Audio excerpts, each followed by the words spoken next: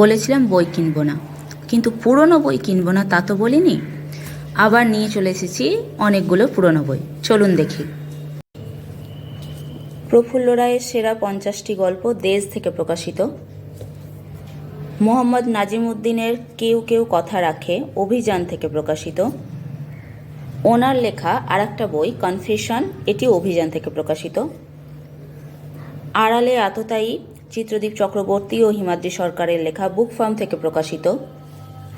গোয়েন্দা ইন্দ্রনাথ রুদ্র সমগ্র অদৃশ বর্ধনের লেখা, এটি প্রথম পার্টটি নাথ পাবলিশিং থেকে প্রকাশিত।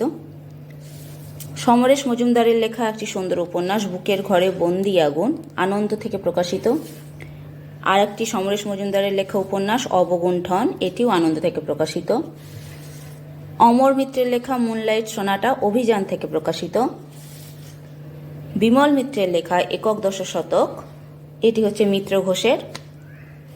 এবং শেষ বইটি হলো সমরেশ মজুমদারের বাছাই গল্প, এটি লতিকা প্রকাশনী থেকে প্রকাশিত।